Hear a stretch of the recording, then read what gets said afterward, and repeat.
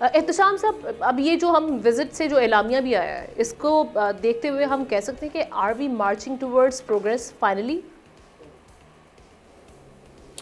دیکھیں، ہم نے یہ بات ماننی پڑے گی. میں ہمیشہ کہتا رہا ہوں اور افسوس کے ساتھ کہتا رہا ہوں کہ ہمارے ہاں جب بھی بات ہوتی ہے فارن ڈائریکٹ انویسٹمنٹ کی خاص طور پہ، تو ہم یہ کہتے ہیں یہ ہو جائے گا، کر دیا جائے گا. ہوتا نہیں ہے.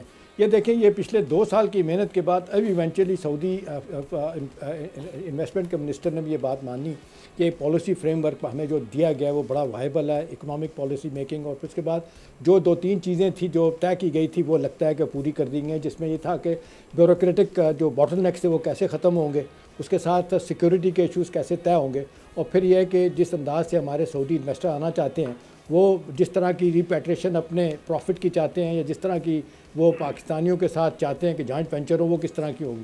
تو میرا خیال ہے یہ ایس آئی ایف سی نے بڑا ایک رول بڑا پلے کیا ہے کہ تو ایک گراؤنڈ بنا دیا گیا.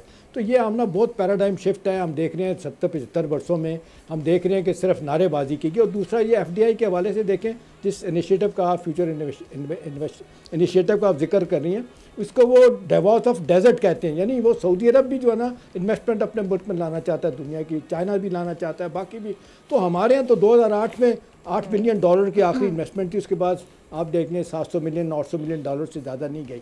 تو سعودی عرب کے حوالے سے 2 چیزیں بڑی امپورٹنٹ جو طے ہو گئی نا، وقت کم ہوتا ہے جلدی بھی بتا دوں آپ کو کہ سب سے زیادہ کوآپریشن جو ہونے جا رہا ہے وہ آ رہا ہے آپ کو معدنیات میں، منرل میں اور ایگریکلچر میں. ایگریکلچر میں 5000 ایکڑ لینڈ جو انہوں نے لے لی ہے، جہاں پہ وہ لائف سٹاک اور باقی کام کرنا چاہتے ہیں. اور پھر اس کے بعد وہ گندم کی ضروریات تو پوری کر رہا ہے اور مزید چاہتے ہیں کہ وہ ان کو ملے.